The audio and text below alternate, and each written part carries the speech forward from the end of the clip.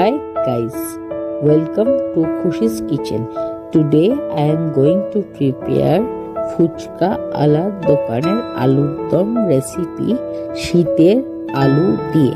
If you like the recipe, then press the like button and share it more with your family, friends and relatives too. Friends, is a humble request. If you like the video, then subscribe the channel to get more cooking recipe video like this.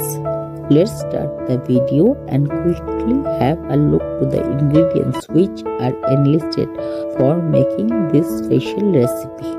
The ingredients list with detailed measurement are given here on the front page after starting the video. Fuchka আলার আলুর দম বানাতে এখানে আমি 1 KG মতন শীতের ছোট আলু নিয়েছি। প্রথমে আলুগুলোকে ভালো করে ধুয়ে পরিষ্কার করে জল ঝরিয়ে নিয়েছি। এবারে গ্যাস ওভেনে একটা ডেকচি বসিয়ে তার মধ্যে পর্যাপ্ত পরিমাণে জল অ্যাড করছি এবং তার সঙ্গে বেশ কিছুটা পরিমাণে নুন অ্যাড করছি। জলটা যখন ফুটে উঠলো তখন ওর মধ্যে আলুগুলো দিয়ে দিচ্ছি এবং সেদ্ধ করছি ততক্ষণ অবধি যতক্ষণ না একটা ছুরি ভালোভাবে ওই আলুগুলোর ভেতরে ঢুকে যায়। এবারে ওই ডেকচিটা গ্যাস ওভেন থেকে নামিয়ে একটা স্ট্রেনারের সাহায্যে সমস্ত জলটা ড্রেন আউট করে দিচ্ছি এবং ওই সেদ্ধ করা আলুগুলো স্ট্রেনারের ওপর রেখেছি যাতে করে আলুগুলো ঠান্ডা হয়ে যায় খোসা ছাড়ানোর পূর্বে। ফুচকা আলার মতন আলুর দম বানাতে এখানে আমি দুটো মশলা তৈরি করছি। প্রথমে একটা ফ্রাইং প্যান নিয়ে গ্যাস ওভেনে বসিয়ে তার মধ্যে বেশ কিছুটা গোটা জিরে অ্যাড করছি এবং রোস্ট করছি যতক্ষণ না মশলা থেকে একটা সুগন্ধ বেরিয়ে আসে। এরপর ওই মশলাটা নামিয়ে রেখে ওর মধ্যে অ্যাড করছি গোটা ধনে এবং দুটো শুকনো লঙ্কা। সেই সেম প্রসেসে রোস্ট করছি যতক্ষণ না ওর মধ্যে থেকে একটা সুন্দর গন্ধ বেরিয়ে আসে। তারপরে একটা প্লেটে নামিয়ে রেখে দিচ্ছি ঠান্ডা হওয়ার জন্য। এবারে আরেকটি স্পেশাল মশলা তৈরি করছি এই ফুচকালার মতন আলুর দম বানানোর জন্য। আবারও গ্যাস ওভেনে ফ্রাইং প্যানটা বসাচ্ছি।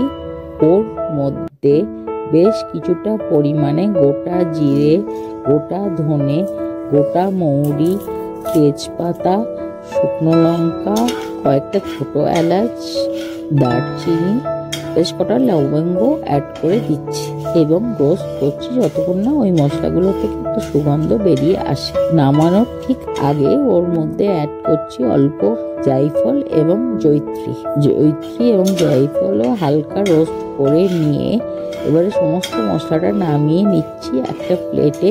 এই সমস্ত মশলাগুলো যখন ঠান্ডা হয়ে গেল তখন একটা কোর্স পাউডার তৈরি করে নিচ্ছি শিলনোড়া দিয়ে এবং পূর্বে ভেজে রাখা জিরে, ধনে, শুকনো লঙ্কা দিয়েও আলাদা আলাদা করে দুটো কোর্স পাউডার তৈরি করে নিচ্ছি শিলনোড়ার সাহায্যে। যখন আলুগুলো ঠান্ডা হয়ে গেল তখন আলুর গা থেকে খোসাটা ছাড়িয়ে নিচ্ছি। সমস্ত আলুগুলো খোসা ছাড়ানোর পর ওর মধ্যে অ্যাড করছি পরিমাণ মতো নুন, বেশ কিছুটা পরিমাণে হলুদ গুঁড়ো, লাল লঙ্কার গুঁড়ো, কাশ্মীরি লাল লঙ্কার গুঁড়ো, পূর্বে ভেজে রাখা জিরে গুঁড়ো এবং ধনে গুঁড়ো এবং অল্প জলও অ্যাড করছি যাতে করে আলুগুলোকে খুব ভালোভাবে এই মশলার সঙ্গে মাখিয়ে নেওয়া যায়। যখন আলুগুলো মশলার সঙ্গে খুব ভালোভাবে মেখে গেল তখন ওই আলুগুলোকে 10 মিনিট রেস্ট রাখছি। এর মধ্যে একটা ছোট পেঁয়াজ কুচিয়ে নিচ্ছি এবং একটা ছোট টমেটো ছোট ছোট করে কেটে নিচ্ছি এবং একটা পাত্রে গরম জল করে বেশ কিছুটা তেঁতুলের কাঠ ও ভিজিয়ে রাখছি পরে ইউজ করবার জন্য।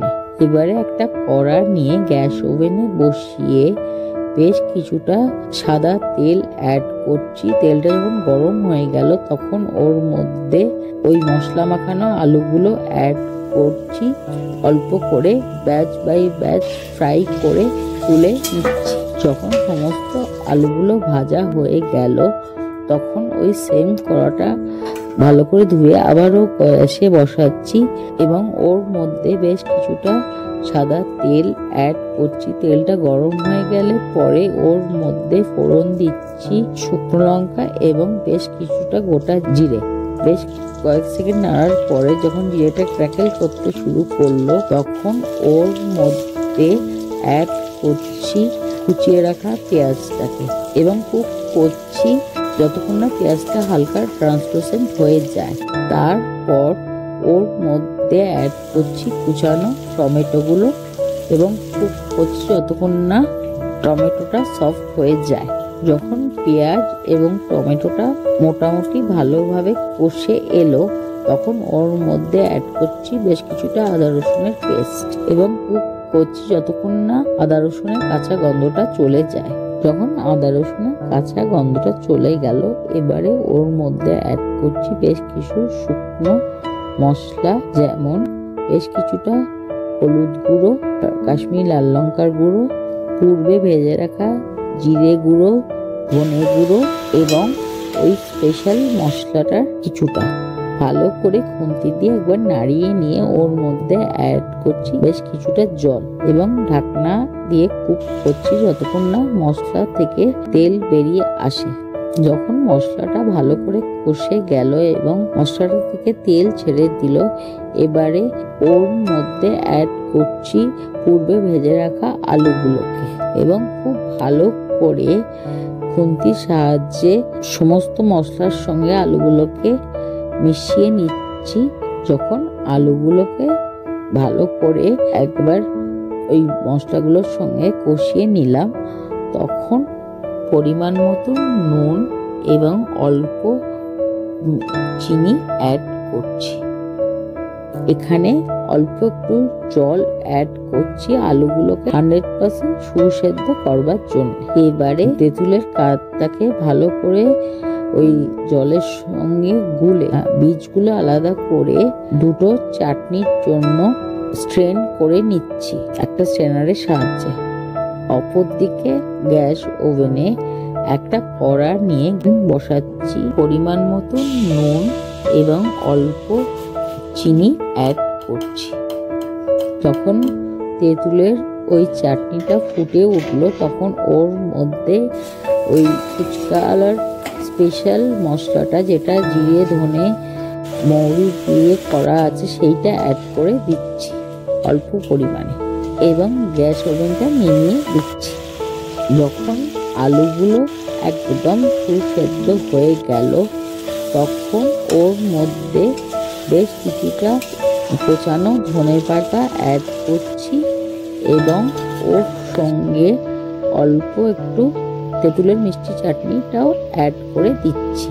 ভালোভাবে মিশিয়ে নিয়ে গ্যাস ওভেনটা অফ করে কড়ার ওপর ঢাকনা দিয়ে রেখে দিচ্ছি মিনিট 5 জন্য। এবারে আরেকটা চাটনি বানাচ্ছি, সেটা হচ্ছে তেঁতুলের যে কাতটা আমি পূর্বে ছেঁকে রেখেছিলাম সেটা সঙ্গে গন্ধরাজ লেবুর রস বেশ কিছুটা অ্যাড করছি, পরিমাণ মতন নুন, বিট নুন এবং স্পেশাল মশলাটাও অল্প করে অ্যাড করে দিচ্ছি ও অল্প ধনেপাতা কুচিও অ্যাড করছি। ভালো করে খাট্টা চাটনিটা মিশিয়ে নিচ্ছি। ফুচকার দোকানের আলুর দম সার্ভ করতে এখানে আমি একটা শোলার বাটি নিয়ে নিয়েছি। প্রথমে ওর মধ্যে আলুর দমটা বেশ কিছুটা দিয়ে দিচ্ছি, ওর সঙ্গে অল্প পাপড়ি ও আমি অ্যাড করেছি ভেঙে। এই স্টেপটা পুরোপুরি অপশনাল, আপনারা চাইলে স্কিপ করতে পারেন, তবে এটা দিলে খাওয়ার টেস্টটা অনেক এনহান্স করে যায়। এরপর ওই বাটিতে অ্যাড করছি কুচানো পেঁয়াজ, অল্প কুচানো টমেটো, ধনেপাতা, খাট্টা চাটনি, মিঠা চাটনি, কালার ওই স্পেশাল মশলাটা ছড়িয়ে দিচ্ছি এবং ওর সঙ্গে অল্প বিট নুনও ভালো করে ছড়িয়ে পরিবেশন করছি। Try it at least once at home and let me know by comments in comment section below. I am ending today's video. with this prayer that all of you being stays well-being, and will be coming back shortly with a new cooking recipe video. Till then, stay tuned, stay connected. Thanks for watching. Thanks to all.